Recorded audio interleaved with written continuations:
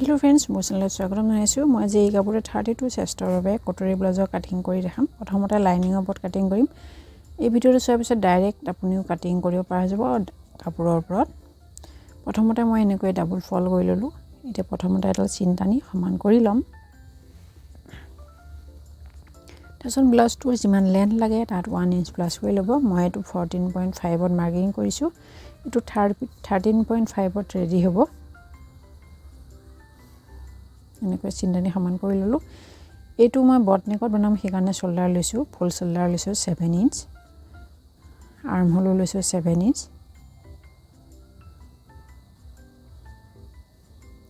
এতিয়া চেষ্টৰ চাৰিভাগৰ ভাগ লম 32 চেষ্টৰ চাৰিভাগৰ ভাগ 8 ইঞ্চ ললো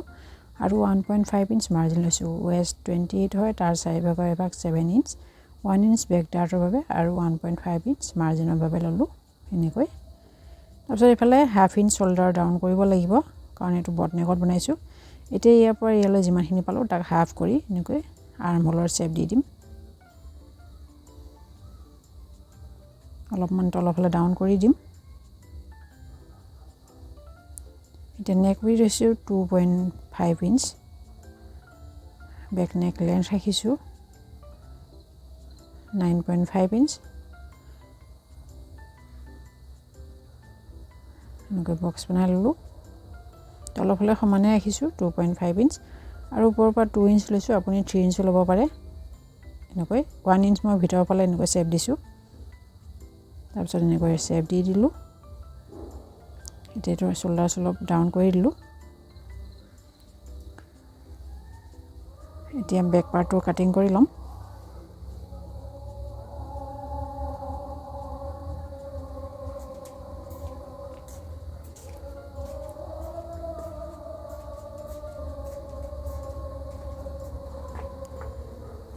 নেকটো পিছত কাটিং কৰিম যেতিয়া মেইন ফেব্ৰিকটো কাটিং কৰিম তাৰ পিছত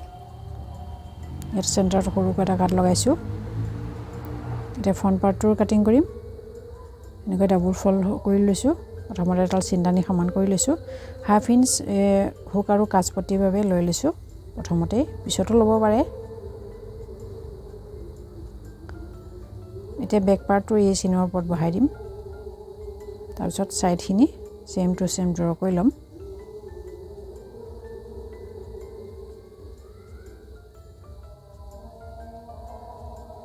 এতিয়া আৰ্ম হোলৰ চিংকিট লগত আনি লম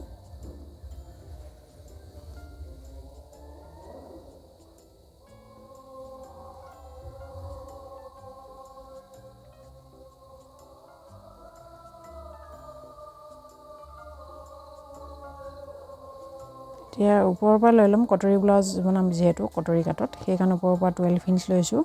যদি বেছি ওখ মানুহ হয় হকত আবত মানুহ হয় তেনেহলে 12.5 লৈ লব মই ওপৰৰ পৰা 12 লৈছো 12 ইঞ্চ এতিয়া 1 ইঞ্চ ওপৰৰ ফালে শেপ দি দিম এনেকৈ ইফালে মাৰ্জিনৰ খিনি উলিয়াই লম প্ৰথমতে এনেকৈ চিন দি ললো তাৰপিছত ইয়াৰ পৰা ইয়ালৈ যিমানখিনি পালো তাক তিনি ভাগৰ দুভাগ লৈ লম কটৰিৰ বাবে আপুনি যিকোনো সাইজত এনেকৈ বনাব পাৰে এই মেথডটো ইউজ কৰি নহলে এনেকৈ তিনি ভাগ কৰি লব লৈ দুভাগ লৈ লব কটৰিৰ বাবে এতিয়া আৰ্ম হোলৰ সাইডৰ পৰা 3 ইঞ্চ লৈছো ইফালে প্ৰথমতে নেকটো ড্ৰ কৰি লওঁ নেক লেন্থ ৰাখিছো ফ্ৰন্ট নেকটো লেন্থ 6.5 ইঞ্চ এনেকৈ বক্স বনাই ললো এতিয়া ওপৰৰ পৰা তলফালেও ল'ব পাৰি 1 ইঞ্চ মই ওপৰলৈ লৈ ললো লৈ এনেকৈ ইয়াৰ পৰা এনেকৈ শেপ দি দিলো আৰু এটো সুইট হাৰ্ট শেপত বনাম এতিয়া হাফ ইঞ্চ ভিতৰ ফালে আৰ্ম হোলৰ শেপ দি দিছো ফ্ৰন্ট আৰ্ম হোলৰ শেপ ইফালে এনেকৈ সুইট হাৰ্ট শেপ বনাই দিম এনেকৈ টানিলে হৈ যায় তাৰপিছত ফ্ৰন্ট পাৰ্টটো কাটিং কৰি লম প্ৰথমতে ফ্ৰন্ট আৰ্ম হোলৰ শেপত কাটিং কৰিছো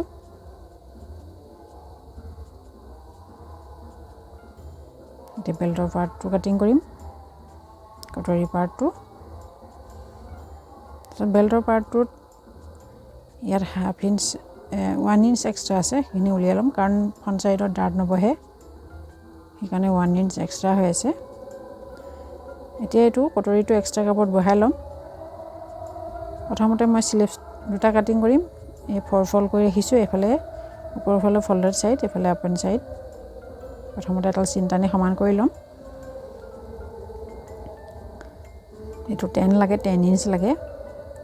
এতিয়া একেবাৰে সহজ পদ্ধতিত মই স্লিভছটো কেনেকৈ কাটিব পাৰি সেইটো দেখাম প্ৰথমতে স্লিভছটো লেন্থটো লৈ লওঁ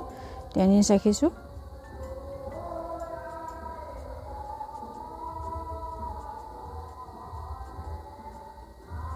এতিয়া স্লিভছটোৰ একো জোখ নোহোৱাকৈ কেনেকৈ কাটিব পাৰি পাৰফেক্ট সেইটো দেখাম এনেকৈ বহাই দিব হাফ ইঞ্চ ওপৰৰ ফালে ৰাখি দিছোঁ মইটো বেক পাৰ্টটো হাফ ইঞ্চ ওপৰৰ ফালে এফালে ৰাখি দিছোঁ দি চেম টু চেম এনেকৈ ড্ৰ কৰি ল'ম এইখিনি অলপমান এনেকৈ টানি দিম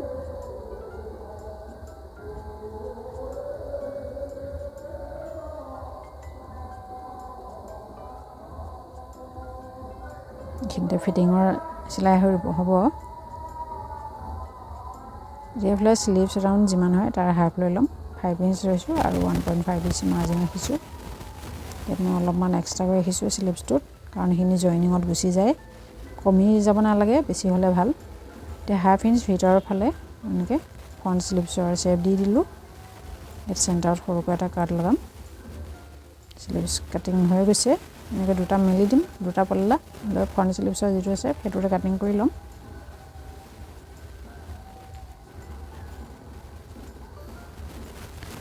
এতিয়াতো বেক পাৰ্টটো তাৰপিছত বাকীখিনি পাৰ্টো মই মেইন কাপোৰটোৰ ওপৰত ৰাখি কাটি ল'ম এনেকৈ এইটো ডাবল ফল্ডেড ছাইডত এনেকৈ বেক পাৰ্টটো ৰাখি দিছোঁ ৰাখি অলপ এক্সট্ৰাকৈ ৰাখি মই কাটিং কৰিম মেইন কাপোৰটো তেতিয়া জইন কৰিবলৈ ভাল হয় লাইনিঙৰ লগত এটেচ কৰিবলৈ ভাল হয় এতিয়া বেক নেকটো কাটিং কৰি ল'ম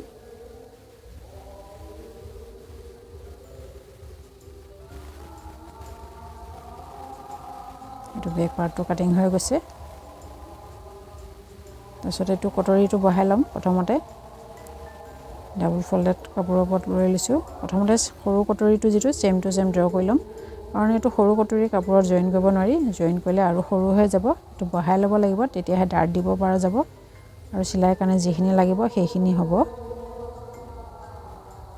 এতিয়া এইফালে 1 ইঞ্চ এক্সট্ৰা ল'ম এইফালে 1 ইঞ্চ লৈছোঁ এইফালে হাফ ইঞ্চ লৈছোঁ এনেকৈ মিলাই দিলোঁ আৰু এইটো চাইডে বহাবলৈ প্ৰয়োজন নাই কাৰণ প্ৰথমতে মই বহাই লৈছিলোঁ এতিয়া ইয়াৰ পৰা ইয়ালৈ জুখি ল'ম লৈ হাফ কৰিম কৰি চেণ্টাৰত এনেকৈ চিন দি ল'ম তাৰ তলৰ ফালে 1.5 ইঞ্চ লৈছোঁ এনেকৈ পইণ্টকেইটা মিলাই দিম এতিয়া ডাৰ্টৰ বাবে 3.5 ইঞ্চ লৈছোঁ এইফালে 1.5 ইঞ্চ আৰু এইফালেও 1.5 ইঞ্চ এনেকৈ মিলাই দিম এতিয়া কটৰীৰ পাৰ্ট দুটা কাটিং কৰি ল'ম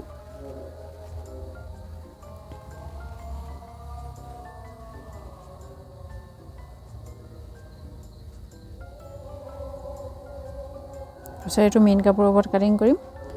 এই ডাৰ্টৰ য'ত চিন আছে তাত সৰু সৰু কাট লগাম তেতিয়া সিটো কটৰীটো হৈ যাব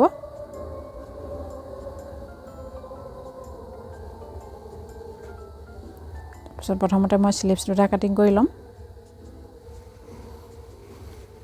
স্লিভছত এইটো কাম আছিলে সেইকাৰণে কাম থকাখিনি ফুলৰ এমব্ৰইডাৰী যিখিনি সেইখিনি সমানে ভাঁজ কৰি ল'ম যাতে দুইটা ছাইডৰ ফুলখিনি একদম সমানে পৰে এতিয়া স্লিভছটো এনেকৈ ৰাখি দিম ফল্ডেড ছাইডৰ ফালে ফল্ডেড ছাইড কৰি তাৰপিছত অলপমান এক্সট্ৰা কৰি ৰাখি কাটিং কৰি ল'ম